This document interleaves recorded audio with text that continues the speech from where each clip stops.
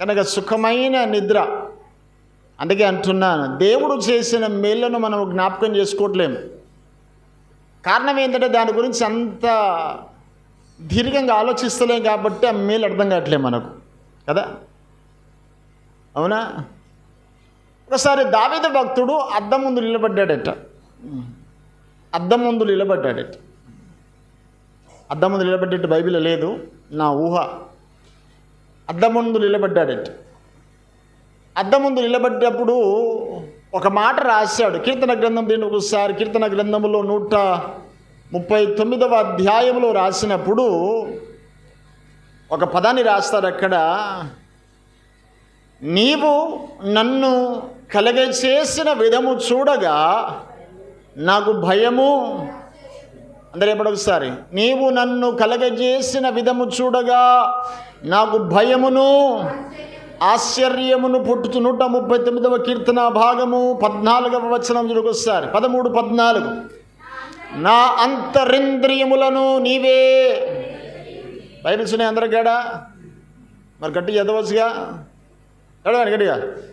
నా అంతరింద్రియములను నీవే కలగజేసిదివి, నా తల్లి గర్భమందు. ఏందట? నా తల్లి గర్భమునందు నన్ను నిర్మించిన వాడము నీవే.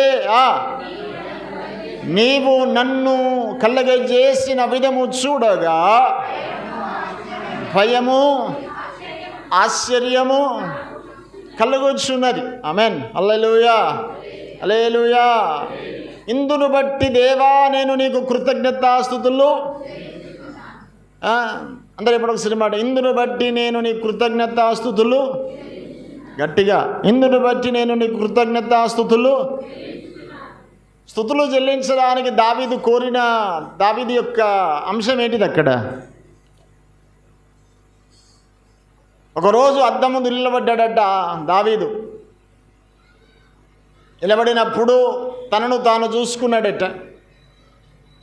చూసుకుంటున్నప్పుడు తనకు ఒక ఆలోచన వచ్చింది, నేనేంటిది, నా శరీరం ఏంటిది, నా శరీరంలో ఈ కళ్ళేంటి, నా శరీరంలో ఈ చెవుల నిర్మాణం ఏంటిది, నా శరీరంలో ఈ కళ్ళ నిర్మాణం ఏంటిది, ఈ దృష్టి ఎలా వస్తుంది, ఈ ముక్కు యొక్క నిర్మాణము ఎంత విచిత్రము, ఇందులో ఉన్న గొప్పతనం ఏందో నాకు అర్థం కాలేదు. కానీ శ్వాస నిశ్వాసలు ఇందులో జరుగుతున్నాయి. ప్రతిదాన్ని పసిగట్టగలిగిన వాసన సువాసనను గుర్తుపట్టగలిగిన సామర్థ్యత ఈ ముక్కులో దేవుడు పెట్టాడు. అవునా? అవునా? ఎంత విచిత్రము! How it is possible? ఇది ఎలా సాధ్యము? నేను తింటున్న ప్రతి ఆహారము కూడా జీర్ణమైపోతున్న జీర్ణ క్రియ ఇందులో దేవుడు నిర్మాణం చేశాడు. ఒక పెద్ద గ్రైండర్ని పెట్టాడు లోపల. అవునా? చెప్పరే, పెట్టాడా? మొత్తము నమిలి పిండి చేసి. నాకు అర్థం కాని విషయం చెప్తాను ఏంటంటే, మీరు ఎప్పుడన్నా గోధుమలు కానీ జొన్నలు కానీ ఏదన్నా పిండి గిన్నె తీసుకెళ్ళారా? ఆ పిండి గిన్నెలో ఏమిటో తెలుసా మీకు? ఎప్పుడన్నా ఇప్పుడు అన్ని కొత్త కొత్త వెరైటీస్ వచ్చినాయి. అందులో పోతే 2 రాళ్ళు ఉంటాయి, 2 సైడ్స్. ఈ రాళ్ళ మధ్యలో ఈ గింజలు పడతా ఉంటే ఆ రాళ్ళు ఎంత దగ్గరగా ఉంటాయో ఆ గ్రైండింగ్ అంత దగ్గర గ్రైండ్ అవుతూ ఉంటే ఆ రాళ్ళ మధ్యలో ఈ గింజలు పిండై బయటకు వస్తాయి. అవునా? అవునా కదా?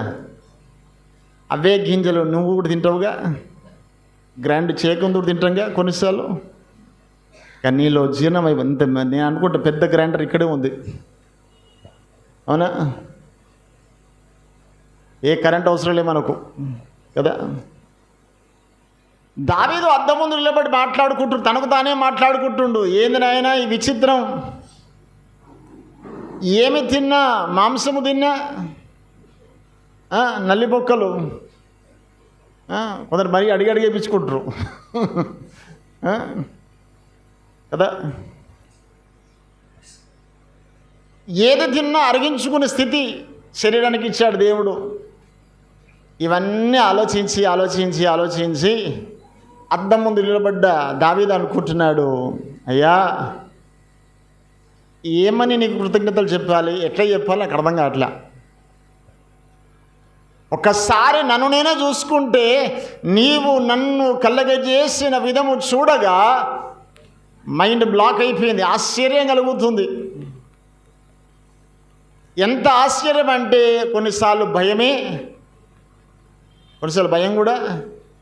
చూడొకసారి మాట 139వ అధ్యాయం 14లో రాసినప్పుడు అంటాడు, నీవు నన్ను కలగచేసిన విధము చూడగా భయము ఆశ్చర్యము నాకు పుట్టుచున్నది అంటాడు.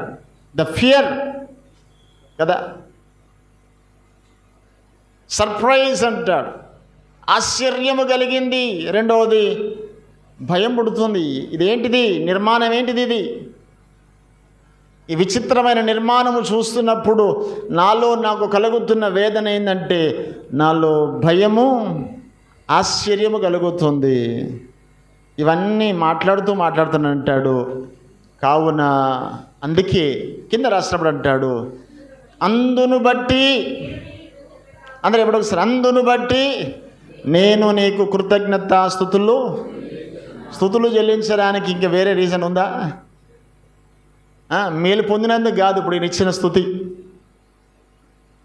స్థుతులు చెల్లించడానికి వీఆర్ సర్చింగ్ ద రీజన్స్. ఏం మేలు జరిగింది, ఏమైనా ఆశ్చర్యాలు జరిగాయా, అద్భుతాలు జరిగాయా అని వెతుకుతుంటావు. దావీదు రాసిన చక్కటి కీర్తన అంటాడు, నీవు నన్ను కలగజేసిన విధము చూడగా భయము ఆశ్చర్యము నాకు పుట్టుచున్నది, కలుగుచున్నది. అందును బట్టి దేవా నేను నీ కృతజ్ఞతాస్తుతులు చెల్లించుచున్నాను. దేవునికి స్తోత్రం కలుగును గాక. హల్లెలూయా. చేతుల పైకి దొరికిసరి గట్టిగా హల్లెలూయా. నీవు నన్ను కలగజేసిన విధము చూడగా, అందరూ చెప్పాలా, నీవు నన్ను కలగజేసిన విధము చూడగా ఏం కలిగిందట? భయము. మీరు అద్దం ముందు వెళ్ళిన తర్వాత ఎప్పుడన్నా మిమ్మల్ని మీరు చూసుకున్నారా? అది చూసుకోకపోతే ఎట్లా పాస్టర్ గారు అంటారా కదా. చూసుకొని ఏం చేస్తాం, ఎక్కడ డిఫెక్టు, ఎక్కడ మచ్చలు ఉన్నాయో, ఎక్కడ మరకలు ఉన్నాయో కొంత ఫెయిర్ అండ్ లవ్లీతో కవరింగ్, అంతేనా? అద్దం ముందు నిలిపేది మనం కవర్ చేసుకోవడానికి అంతే. కానీ దావీదు కవరింగ్ అది కాదు. ఒక్కసారి తనను చూసుకొని తన శరీరాన్ని ఒకసారి పరిశీలన చేసుకొని అంటున్నాడు, ఏంటిదయ్యా ఈ విచిత్రమైన నిర్మాణం ఏంటిది కదా. ఎప్పుడైనా ఒక చక్కటి మన దినమున ఒక మాసం కిందట 2 months బ్యాక్ అనుకుంటాను, ఎక్కడికి వెళ్ళాము, కరుణాపురం ప్రాంతానికి వెళ్ళాం. అది చూడగానే చాలామంది, దాదాపుగా 45 మంది ఏమో వచ్చారు ఆ రోజు. 46 members, చిన్న పెద్ద అంతా కలిసి. అందరూ వచ్చినప్పుడు దాన్ని చూసినప్పుడు అది చూడగానే ఏమనిపించింది, అబ్బా ఇంత పెద్ద కట్టారు కదా. కొంత ఆశ్చర్యం ఏమిటంటే చాలా టెక్నాలజీతో చాలా విశాలంగా కట్టారు. అది చూసినప్పుడు చాలా అందంగా అనిపించింది.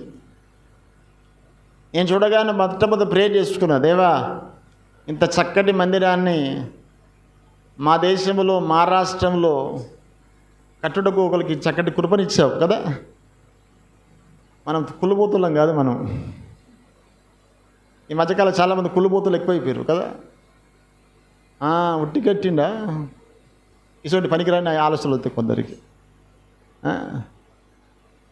అది చూడగానే first I have been thanks to the lord, దేవునికి కృతజ్ఞత చెప్పా. ఒక చక్కటి నిర్మాణము మా దేశంలో, మా రాష్ట్రంలో నువ్వు కట్టడానికి ఒకరికి, అన్నీ మనమే చేయలేము కదా. దేవుడు ఎవరికి ఏది చేయడానికి అవకాశం ఇస్తే నీకు చేతనైతే సపోర్ట్ చేయి, చేత కాకపోతే నోరు మూసుకో, అంతే తప్ప పనికిరాని సంభాషణలు చేయకండి కదా. అవునా కదా. ఆ నిర్మాణం చూసినప్పుడు నేను చాలా సంతోషపడ్డా. మళ్ళీ నేను మొన్న దినమున వరంగల్లో ఒక ప్రార్థన కూటం ఉంటే నేను మళ్ళీ వెళ్ళొచ్చా, మళ్ళీ చూసి వచ్చాను. నేను ఒక్కనే, నాతో పాటు ఇద్దరు వచ్చారు. ఎవరు, రమేష్, తర్వాత క్రాంతి వచ్చాడు. దాన్ని తీసుకెళ్ళాను. సంతోషం అనిపించింది. ఒక నిర్మాణమును చూస్తేనే అంత ఆశ్చర్యం వేస్తే నీకు అంతు చిక్కనటువంటి నిర్మాణం నీదే కదా, అంతేనా? అందుకే బైబిల్లో రాసినప్పుడు దావీదు అంటాడు, నేను పిండముగా ఉన్నప్పుడే నువ్వు నన్ను నిర్మాణం చేసావంటాడు. పిండము అంటాడు. పిండము అంటే నువ్వు పిండముగా పడ్డ సంగతి నీ తల్లికి తెలియదు, నీ తండ్రికి తెలియదు, నీ డాక్టర్కి తెలియదు. 1 మాసము 2 మాసాలు గడిచిన తర్వాత నువ్వు పరీక్షించుకొని కన్సీవ్ అని తెలిసిన తర్వాత అప్పుడు నా గర్భములో ఒక పిండము పెరుగుతుంది అనే ఆలోచన నీకు అప్పుడు వస్తుంది. కానీ బైబిల్ ఒక మాట ఏముందంటే, పిండమునై ఉండగా నీవు నన్ను చూచావు. ఆమేన్. హల్లెలూయా, హల్లెలూయా, హల్లెలూయా. చేతుల పైకి ఒకసారి హల్లెలూయా, హల్లెలూయా. ఎప్పుడట? పిండమునై ఉండగా. నేను అనుకుంటాను మనము కన్సీవ్ అనే భార్య, మన పిల్లలు కన్సీవ్ అని తెలిసిన తర్వాత they will start the medicines. దేనికి? గర్భములో ఉన్న పిండము ఆరోగ్యముగా పెరగాలని కదా, గర్భములో ఉన్న పిండము ఆరోగ్యముగా ఉండాలని డాక్టర్ని కన్సల్ట్ అవుతాం, మెడిసిన్స్ వాడుతూ ఉంటాం, మంచి ఆరోగ్యవంతమైన ఆహారం తీసుకుంటూ ఉంటాం, జాగ్రత్తలలో అతి జాగ్రత్తలు పాటిస్తూ ఉంటాం. కానీ నువ్వు తెలవనప్పుడే నీ గర్భములో పిండమునై ఉండగా నీ విషయములో ఆయన జాగ్రత్త వహిస్తున్నాడు. చేతుల పైకి తీద్దాం, ఒకసారి గట్టిగా స్తోత్రం చెబుదామా? హల్లెలూయా. చెప్పండి గట్టిగా ఒకసారి హల్లెలూయా.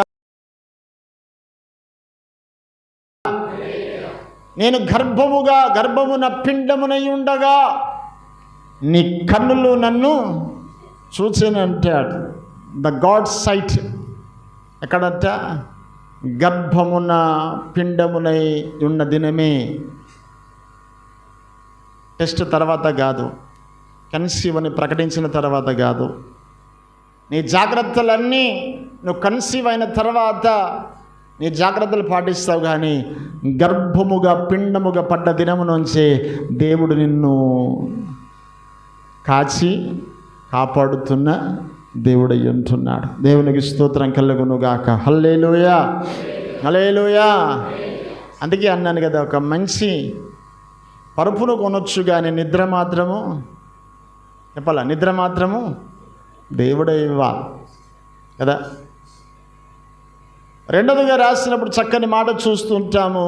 దేవుడు మనల్ని కలగజేసిన విధానాన్ని చూచినప్పుడు నువ్వు చేయాల్సిన పని ఏంటంటే దేవునికి కృతజ్ఞతాస్తుతులు చెల్లించాలి.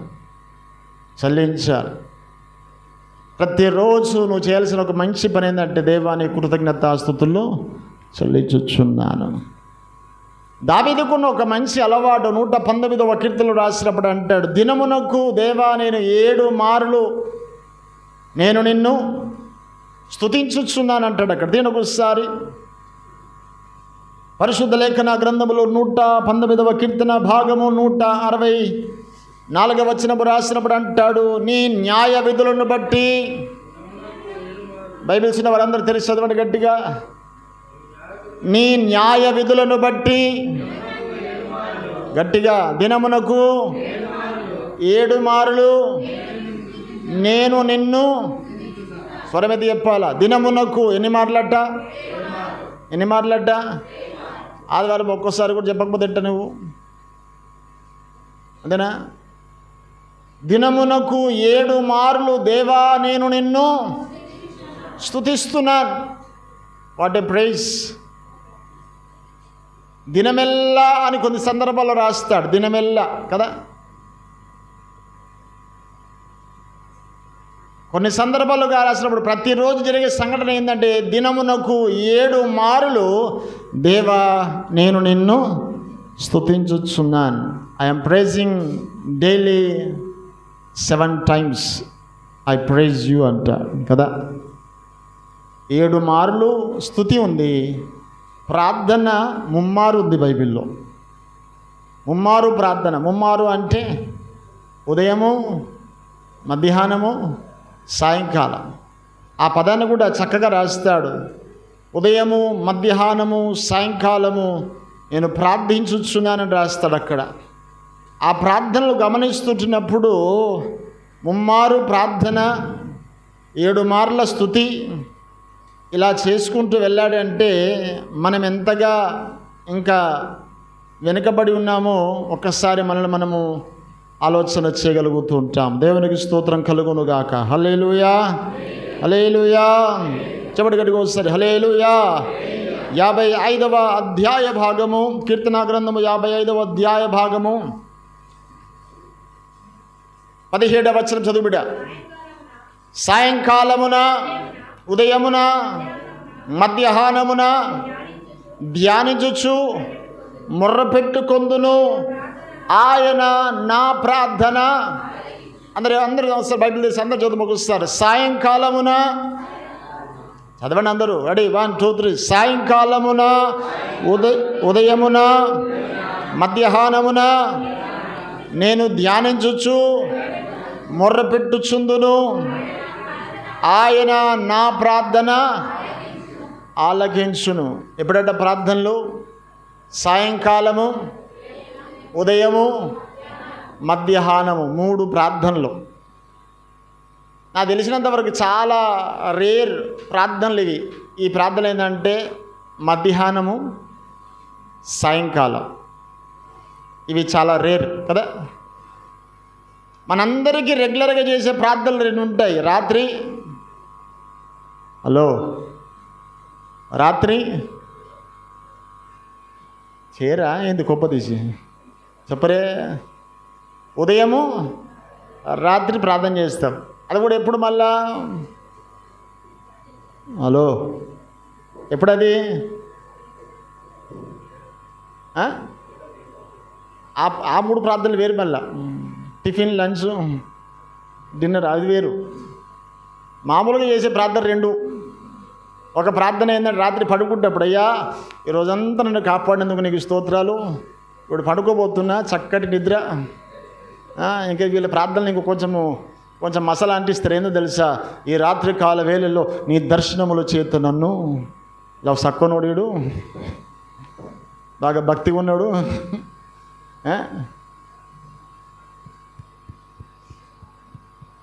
అప్పుడు కూడా దేవుని కాపుదలు కోరుతా, మంచిదే.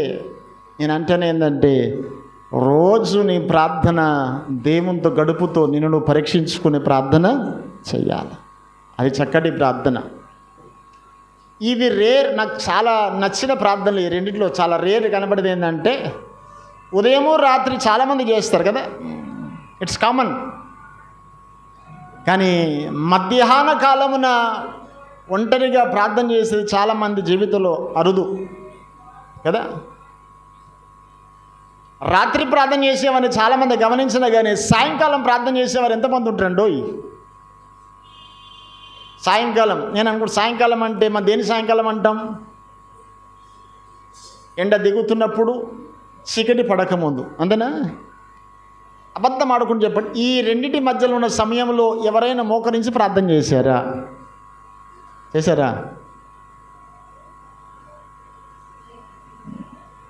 తలక ఎడు తిప్పుతున్నారు అర్థం కావట్లే. దాన్ని మనం అర్థం చేసుకోవాలా. ఇట్స్ ఎ రేర్ ప్రేయర్ కదా. మధ్యాహ్నము, సాయంకాలము ప్రార్థన కదా. ఈ 2 ప్రార్థనలు చాలా శ్రేష్టంగా రాస్తున్నాడు భక్తుడు దావీదు. రాసినప్పుడు అంటాడు, ఉదయమున, మధ్యాహ్నమున, సాయంకాలమున నేను ధ్యానిస్తూ, చెప్పడం, నేను ధ్యానిస్తూ మొర్రపెట్టుకుందును. ఇంకా చక్కటి ఒక ఫెయిత్, నమ్మకం ఏందో తెలుసా, ఆయన నా ప్రార్థన, ఆమెన్. ఇది లేకపోతే ప్రార్థన వేస్ట్ కదా. He will listen my prayers. ఆయన నా ప్రార్థన ఆలకించును. దేవునికి స్తోత్రం కలుగును గాక. హల్లెలూయా. ఎందుకు ఆలకిస్తారంటే నా దేవుడు సజీవుడు, నా దేవుడు ప్రార్థన ఆలకించే దేవుడు. ఆమెన్. హల్లెలూయా, హల్లెలూయా. చెప్పండి ఒకసారి గట్టిగా హల్లెలూయా. స్వరమెత్తుదాం ఒకసారి గట్టిగా హల్లెలూయా. చక్కటి వాక్యములున్న మాట ఏమిటంటే, ఆయన మన ప్రార్థన, మన మొరను వినడానికి ఆయన సజీవుడు. నా దేవుడు సజీవుడు. అందరూ ఎప్పుడు ఒకసారి నా దేవుడు. నిద్ర వచ్చినట్టుంది మీరు చెప్తే. చెప్పండి నా దేవుడు. ఎవరు? గట్టి చెప్పండి. నా దేవుడు సజీవుడు. నాలాగే చెప్పండి ఒకసారి. హల్లెలూయా, హల్లెలూయా. చెప్పండి ఒకసారి హల్లెలూయా. చాలామంది గొప్ప దేవుడు అనండి ఒకసారి. అప్పదేవుడిలాగా ఉంది మీరు చెప్తే. మీరు చెప్పే పదములోనే ఆ గొప్పతనం కనబడాలి. అవునా? మా అమ్మకు నేను ప్రేమ అని చెప్పరు కొందరు. చాలా పిల్లలను వాడి తల్లి దగ్గర వెళ్ళినప్పుడు, మమ్మీ అంటే నాకు ఇష్టము అని చెప్పి కౌగులించుకునే వాళ్ళు ఎలా కౌగులించుకుంటారు? గట్టిగా కలుస్తారా, మామూలుగా కౌగులించుకుంటారా? గట్టిగా పట్టుకుంటారు. ఆ గట్టితనంలో అర్థమైంది ఏంటంటే షీ లవ్స్ మోర్ కదా. నువ్వు చెప్పే దాంట్లో అర్థమవుతుంది దేవుని గొప్పతనం. It's a blessing. అవునా? నా దేవుడు గొప్ప దేవుడు. గొప్ప కాదు, గొప్ప అని చెప్పాలి. చెప్పండి ఒకసారి గట్టి. నా దేవుడు గొప్ప దేవుడు. ఆమేన్. హల్లెలూయా. కనుక సుఖమైన నిద్ర దేవుడే మనకివ్వాలి. రెండో ఒక మాట చూద్దాం ఒకసారి. ఇలా దినమున ఒక 4-5 విషయాలు మీతో మాట్లాడి ముగిస్తాను. మలాకీ రాసినటువంటి గ్రంథము 4వ అధ్యాయ భాగము 2వ వచనం చూద్దాం ఒకసారి. 2వ వచనం చదివిడ చదివిడ గట్టిగా. అయితే నా నామమందు భయభక్తులు గలవారగు మీకు నీతి సూర్యుడు ఉదయించును, అతని రెక్కలు ఆరోగ్యము కలగచేయును గనుక మీరు బయలుదేరి క్రొవ్విన దూడలు గంతులు వేయినట్లు గంతులు వేయుదురు. మళ్ళొకసారి చదువుబిడ్డ 2వ వరుస ఒకసారి. నా నామందు భయభక్తులు. అందరు తీశారా? బైబిల్ తీశారా? దొరికిందా? వెతుకుతున్నారు ఇంకా. పేజీ నెంబర్ చెప్పాలా? 787 ఏంటి? 4వ అధ్యాయము 2వ వచనం. దొరికిందా? రైట్, చదువుబిడ్డ. నా నామమందు భయభక్తులు గలవారగు మీకు నీతి సూర్యుడు ఉదయించును, అతని రెక్కలు ఆరోగ్యము కలగజేయును గనుక మీరు బయలుదేరి క్రొవ్విన దూడలు గంతులు వేయినట్లు గంతులు వేయుదురు. దేవునికి స్తోత్రం కలుగునుగాక. హల్లెలూయా. నా నామమందు భయభక్తులు గలవారు మీకు నీతి సూర్యుడు ఉదయించును. కింద రాసినప్పుడు అంటాడు అతని రెక్కలకు ఏమొస్తుందట? అందరు చెప్పలేస్తారు. అతని రెక్కలకు ఏమొస్తుందట? అనారోగ్యం ఉన్న వారు ఎప్పుడు ఒకసారి గట్టిగా ఏమొస్తుందట? మీకు అంత అనారోగ్యం ఉంది. ఆరోగ్యం కావాలన్న వాళ్ళందరూ ఎప్పుడు ఒకసారి ఏం కలుగుద్దట? అందరూ ఎప్పుడు ఏం కలుగుద్దట? గట్టిగా. మనిషిలో ఉన్న రెక్కలేంటి ఎప్పుడు ఒకసారి మీరు? మనిషికి ఉన్న రెక్కలేంటి? ఓర్ని చెప్పరే. ఒకసారి ఎప్పుడైనా కోపం వస్తే మీ అమ్మ ఏం తిడుతుంది? ఏం రెక్కలు పడిపోయినారా అంటదా? అంటే అర్థం ఏంటిది? అవునా? పక్షుల రెక్కలు వేరు, మనిషికి ఉన్న రెక్కలు ఏంటంటే మన చేతులు. అంతేగా. అతని రెక్కలకు ఆరోగ్యము కలగజేయునని ఉంది. ఈరోజు చెప్తున్న మరొక మాట ఏంటంటే మంచి పరుపు కొనడము నీ వల్ల అవుతుంది, కానీ నిద్ర మాత్రము దేవుడే ఇవ్వాలి. Number 2, you can take a good food and good medicine. ఆరోగ్యమును కాపాడుకోవడానికి మంచి డైట్ తీసుకోవచ్చు. ఈ మధ్యకాలంలో చాలామంది అంటారు ఆరోగ్యం మంచిగా ఉండాలంటే డైలీ ఎక్సర్సైజ్ చేయాలంటారు కొందరు. ఈ మధ్యకాలంలో సిరిధాన్యాలు తినమంటారు కొందరు. ఏ ధాన్యాలట? మాట్లాడాలి మీరు. ఏ ధాన్యాలు? సిరిధాన్యాలు. సిరిధాన్యాలు అంటే సిరియమ్మాయి అని సిరియోలే కావు, దానికి పెట్టిన పేరు అది సిరిధాన్యాలని. దానికి ఏదో ఉంది, ఊదలు, సామలు, అరికెలు, ఏవో పేర్లు ఉన్నాయి కదా, 4-5 రకాలు ఉంటాయి కదా. మా ఇంట్లో కూడా పెట్టింది మా ఆవిడే. ఆరోగ్యం మంచిగా ఉంటుంది అది. ఆహారము తీసుకుంటే నీకు ఆరోగ్యం అని ఒక డైట్ డాక్టర్ చెప్పాడు. ఒక డాక్టర్ చెప్పాడు, మంచి ఫలాలు తీసుకో, you can get the good health. ఈ మధ్యకాలంలో న్యూట్రిషన్ ఒకటి కొత్తగా వచ్చింది. ఈ అమ్మ కూడా వేయించింది కొద్ది రోజులు. ఈ న్యూట్రిషన్ వాళ్ళ దగ్గర పోగానే ఒకటి షేక్ ఇస్తారు. షేక్ ఒక జ్యూస్ లాగా షేక్ ఇస్తారు. దానికి దాదాపుగా 3 రోజులు ఇస్తారు. దానికి 750 రూపాయలు కట్టాలి. అంటే ఒక గ్లాసు 250 రూపాయలు. నువ్వు ఆరోగ్యంగా ఉండాలంటే రోజు ఈ షేక్ తాగమంటారు వాళ్ళు. ఆ షేక్ తాగాలి రోజు, వాటిని తీసుకోమని వాళ్ళు చెప్తారు, ఒక డైటీషియన్స్ వాళ్ళు. ఒక డాక్టర్ అంటాడు అసలు అన్నమే తినొద్దు అంటాడు. ఒక డాక్టర్ అంటాడు లైట్ ఫుడ్ తీసుకోమంటాడు. ఒక డాక్టర్ అంటాడు కొలతలు పెడతాడు, 100 గ్రాములు 150 గ్రాములే పెడతాడు. రోజు జోక్కుంటే తినాల, అది సాధ్యమయ్యే పని కాదు.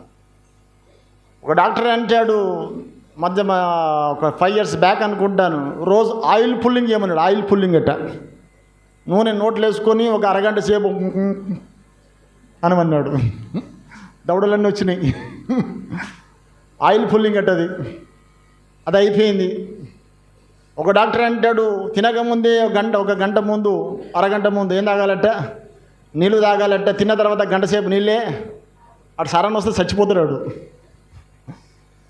అన్ని పనికిరాని ప్రయోగాలన్నీ చేస్తాడు జనాల మీద.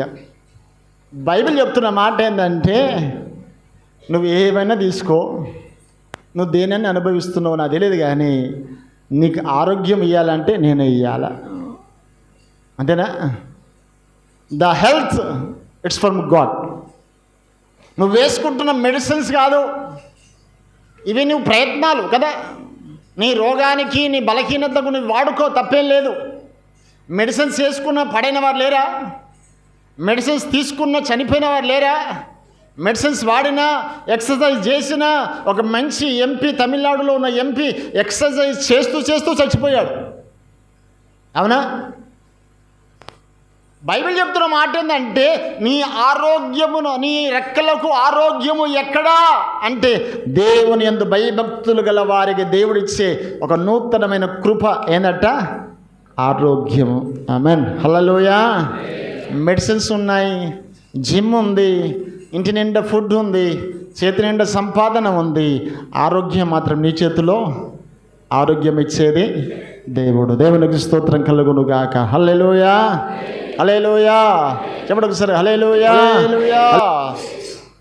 కనుక ఆరోగ్యం ఇచ్చేది దేవుని చేతిలో. నేను అందుకే అంటాను, నువ్వు కృతజ్ఞత చెల్లించడానికి ఈరోజు కొన్ని రీజన్స్ చెప్తున్నా అంతే. Some reasons. నేను ఎక్కడ మనం వెళ్ళే చెల్లిస్తలేం కదా. సుఖమైన నిద్ర కదా, మంచి ఆరోగ్యం. ఈరోజు నువ్వు ఇలా కూర్చున్నావంటే దేవుడిచ్చిన భాగ్యమే ఇది. అవునా? హల్లెలూయా, హల్లెలూయా. చేతుల పైకెత్తు ఒకసారి గట్టిగా, హల్లెలూయా, హల్లెలూయా. లోకంలో చాలామందిని చూస్తూ ఉంటాం, కన్నులు ఉన్నాయి కానీ దృష్టి లేని వాళ్ళు లేరా?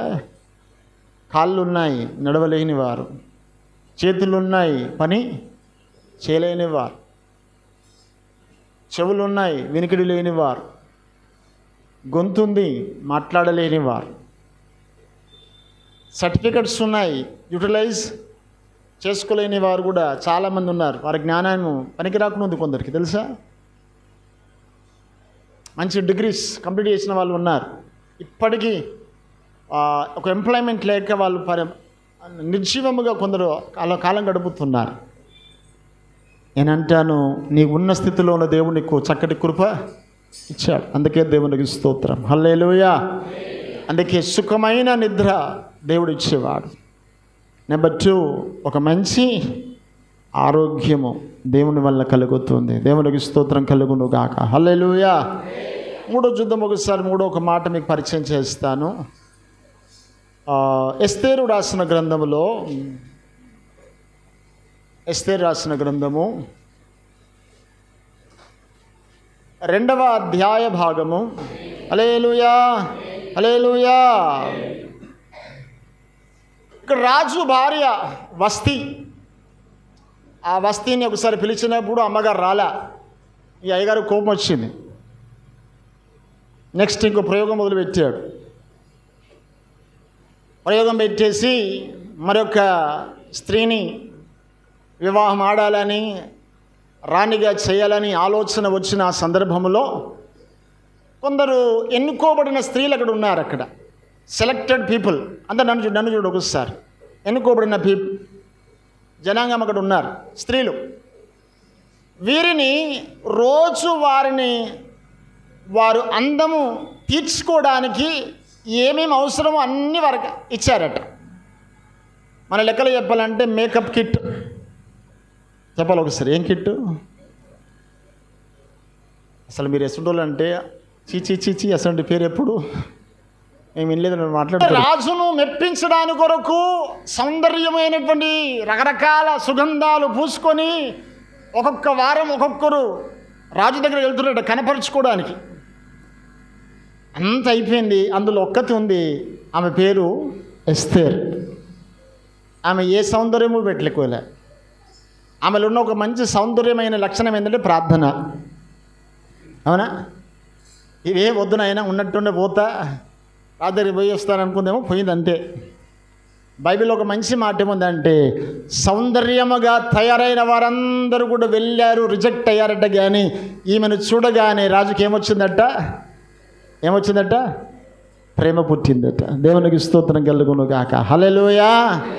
ఈమె వెళ్ళేటప్పుడు మాత్రం ఏం పుట్టింది? జనాలకు దయ పుట్టింది. అయ్యో పాపం, ఈమెకి ఏం లేదు మేకప్, కనీసం ఫేర్ అండ్ లవ్లీ కూడా కనీసం పౌండ్స్ పౌడర్ అన్నా పెట్టుకోవాల్సి ఉండే. పాపం ఏమీ పెట్టుకోలేదు అనుకొని అందరూ దయ, పాపం అని అంటుంటే ఈ పాపం అంటున్నారని వెళ్ళిపోయిందాం అంతే.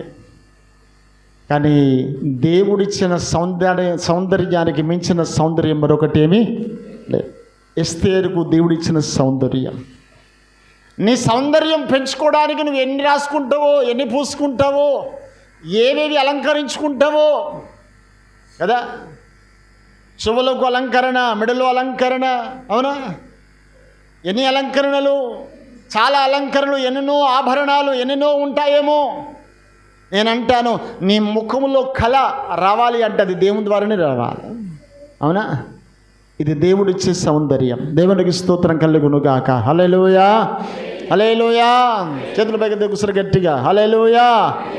నీ అలంకరణ నీ దగ్గర ఉంది, సౌందర్యము మాత్రం ఎవరి దగ్గర ఉంది? చెప్పాలందరూ ఒకసారి. సౌందర్యం ఎవరి దగ్గర ఉంది? గట్టిగా. సౌందర్యం ఎవరి దగ్గర ఉంది? అలంకరణ ఎవరి దగ్గర ఉంది? ఇంట్లో కిట్ ఉందా లేదా? లేని వాళ్ళు స్తోత్రం చెప్పండి ఒకసారి. చేతులు లేపిన వాళ్ళు ఉన్నట్టే. హల్లెలూయా, హల్లెలూయా. చెప్పండి ఒకసారి గట్టిగా హల్లెలూయా. చేతులు పైకెత్తరే. హల్లెలూయా. ఈ మధ్యకాలం మొగ్గులేని తక్కువ లేరు. ఈ మధ్యకాలం మీరు ఎప్పుడన్నా రోడ్డు మీద వెళ్ళేటప్పుడు కొన్ని షాప్స్ ఉంటాయి, దానికి బ్యూటీ పార్లర్ అని పేరు ఉంది కదా.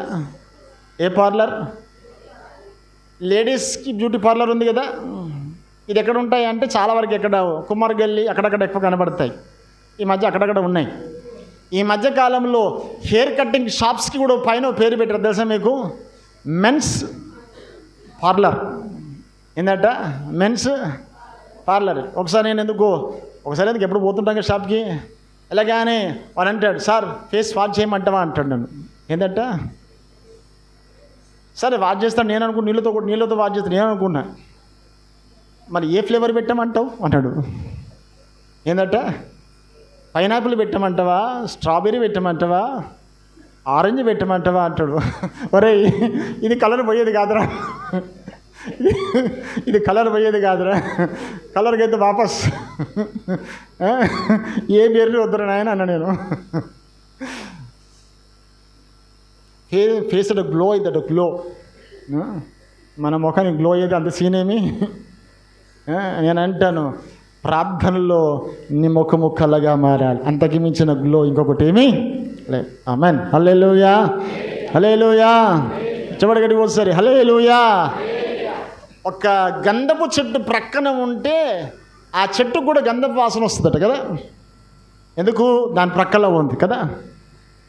అతి సుందరుడు, అతి కాంక్షణీయుడు, 10,000లో గుర్తింపదగిన ఆ దేవుని యొక్క ముఖ కాంతి మన మీద ప్రకాశిస్తే మన సౌందర్యం మారుతుంది. దేవునికి స్తోత్రం కలుగును గాక. హల్లెలూయా. ఏం చెప్పాను మొదట? సౌఖ్యము మనం కొనవచ్చు, నిద్ర దేవుడు ఇవ్వాలి, అవునా? రెండవది మనము ఆరోగ్యానికి అన్ని నియమాలు పాటించవచ్చు, కానీ ఆరోగ్యము దేవుల్లో ఉంది. అలంకరణ మనము చేయవచ్చు, కానీ సౌందర్యము దేవుడు ఇవ్వాలి. ఒక మాట చెప్పి 5 నిమిషాలు ముగిస్తాను, ధైర్యంగా ఉండండి. ప్రసంగి రాసిన గ్రంథము 2వ అధ్యాయ భాగము, ప్రసంగి రాసిన గ్రంథము 2వ అధ్యాయ భాగము 25వ వచనం చదువుడా.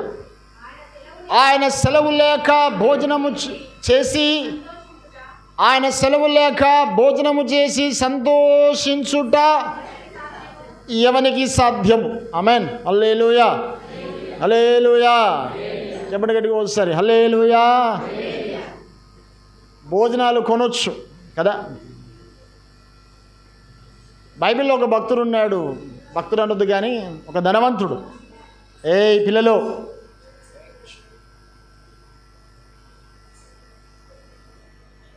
ధనవంతుడు ఉన్నాడు, అతని గడ్డ విస్తారమైన పంట పండిందట. ఒకసారి ఏందన్నాను చూడండి సార్, బైబిల్ మూసేయండి. విస్తారమైన పంట పండిందట. విస్తారమైన పంట పండిన తర్వాత దాన్ని కోట్లలో కూర్చుకునేటప్పుడు పాతయ్యని నిప్పేసి పెద్ద కోట్లు కట్టాడట. ఈ కోట్లు కట్టిన తర్వాత వెంటనే లోపల ఒక హ్యాపీనెస్ వచ్చింది. ఈ హ్యాపీనెస్లో ఏమొచ్చింది? దేవుని మరిచిపోయి అలవాటు వస్తుంది కొందరి. ఈ అలవాట్లలో ఏమొస్తుంది? ఇంకా గర్వం కూడా, అవునా? చాలా సందర్భాల్లో ఆనందంలో ఎవరిని మర్చిపోతాం? చెప్పండి, ఆనందంలో ఏం మర్చిపోతాం? సౌఖ్యములు దేవుని మర్చిపోతాం. డబ్బు ఎక్కువైతే దేవుని మర్చిపోతాం. అలాగనే పంట ఎక్కువైపోయింది, ఈ ఆనందంలో దేవుని మర్చిపోయాడేమో. వెంటనే అనుకుంటున్నాడు, నా ప్రాణమా ఏందట తినము. చెప్పాలి మీరు అందరూ చెప్పాలి, నా ప్రాణమా తినము, త్రాగుము, సుఖించుము, సంతోషించు. అందరూ ఎప్పుడు ఒకసారి, నా ప్రాణమా తినము, త్రాగుము, సుఖించుము, ఇంకా సంతోషించు. నేను ఒకసారి ఇలాగనే ఒక మహానుభావుడి దగ్గర అన్నాను. వాడు బాగా సిగరెట్లు తాగుతాడు. రే, ఎందుకు తాగుతున్నావు సిగరెట్ అని అంటే, ఇప్పుడు కాకపోతే ఎప్పుడు తాగాలన్నా అంటాడు. ఏంటంట ఇప్పుడు కాకపోతే? ఇది young stage, this the enjoy time అట, ఎంజాయ్ టైం. ఆఖరికి సిగరెట్లు తాగి తాగి తాగి తన ఆరోగ్యాన్ని పాడు చేసుకుంటూ వచ్చాడు. రీసెంట్గా తన జీవితంలో జరిగిన ఒక కార్యం ఏంటంటే, ఎందుకు మానేసాడో తెలియదు కానీ కంప్లీట్గా మానేసి దేవుని కొరకు నమ్మకంగా బ్రతకడం మొదలుపెట్టాడు. కారణం ఏంటంటే, తన శరీరంలో ఒక బలహీనతలు పెరుగుతుండగా దాన్ని బట్టి బలహీనతలు వస్తున్నాయి, అలా ఆలోచన వచ్చిందో తెలియదు కానీ ఆ స్మోకింగ్ మానేశాడు మొత్తం. ఎంజాయ్ చేయడానికి ఈ ఎంజాయ్మెంట్స్ కాదు, దేవుడు నీలో ఆనందం పుట్టియాలి, అదే ఆనందం, అంతకుమించిన ఆనందం ఉండదు. బైబిల్ అంటాడు, సౌఖ్యముగా ఉండడానికి అన్ని సౌకర్యాలు మనకున్నాయి, కానీ బైబిల్ ఒక చక్కని మాట ఏంటంటే, నీ ఇంట్లో దండిగా విస్తారమైన పంట ఉంది కానీ తినడానికి నీకు ఆకలి పుట్టియాలంటే, చెప్పాలి మీరు ఒకసారి, తినడానికి నీకేం పుట్టాలా? గట్టిగా చెప్పండి, ఏం పుట్టాలా? ఆకలి పుట్టాలి. దీన్ని పుట్టించేవాడు దేవుడు. అది ఆకలి ఉన్నప్పుడు తిన్నప్పుడు నీకేం కలుగుద్ది? సంతోషం కలుగుద్ది. ఆమేన్. హల్లెలూయా, హల్లెలూయా. ఈ ఆకలిని ఎక్కడ కొనలేం. ఈ మధ్యకాలంలో హాస్పిటల్కి వెళ్ళండి, ఆకలి పుట్టడానికి కూడా ఏమిస్తారు మీకు? టానిక్స్. ఏరా మనమే చెప్తాం, డాక్టర్ గారు నా కొడుకు అసలు అన్నమే తింటలేడు, ఏదన్నా రాసి రాస్తాడు 2 బాటిళ్ళు కదా. ఎప్పుడైనా గమనించండి, నేను ఒక చిన్న ప్రశ్న ఎత్తాను. మీ పిల్లల కొరకు ఆకలి కొరకు పరిగెత్తారు కదా, ఎప్పుడైనా దేవుని దగ్గర ప్రార్థన చేశారా? నా కుమారుడు సరిగా ఆకలి లేదు, సరిగా భోజనము చేయడం లేదు. నేను అంటాను, భోజనం తింటాలేడు అని ప్రార్థన చేయకండి, దేవా వానికి ఆకలి పుట్టించమని ప్రార్థన చేయండి. నేను అంటాను, ఆకలి పుట్టినప్పుడు ఆహారము సంతోషాన్ని ఇస్తుంది. దేవునికి స్తోత్రం కలుగును గాక. హల్లెలూయా, హల్లెలూయా. నీ ఇంట్లో ఆహారం ఉంది కానీ ఆకలి. చాలామంది పెద్దవాళ్ళు చెప్తుంటే కొంతమంది, అయ్యా ఏమి తినబుద్ధి కావడంలా, బిడ్డలు, కుమారులు, అల్లుళ్ళు, కోడళ్ళు, అన్నదమ్ముళ్ళు, అక్క చెల్లెళ్ళు అన్నీ తెచ్చి పెడతారు కానీ ఏం లేదు నీకు? ఆకలి. ఆకలి కూడా ఆశీర్వాదమే. ఇది దేవుడు నీకు ఇచ్చే కృప. అవునా? ప్రార్థన చేయండి, దేవా అన్నీ ఇచ్చావు, ఆకలి ఇచ్చేవాడు కూడా ఆ సంతోషము నాకు ఇవ్వాలి. నేను అంటాను, ఇవన్నీ మేలులు కావా? చెప్పాలి ఒకసారి, ఇవన్నీ మేలులు కావా? చెప్పాలా? మేలులు కావా? కృతజ్ఞత స్తుతులు చెల్లించడానికి ఇంతకు మించిన రీజన్స్ ఉన్నాయి మనకాడ. ఇంకా చెప్పాల్సిన అంశాలు చాలా ఉన్నాయి. ప్రభు చిత్తమైతే వచ్చే వారంలో కొనసాగిస్తాను. తనలో వంచండి, ప్రార్థన చేసుకుందాం.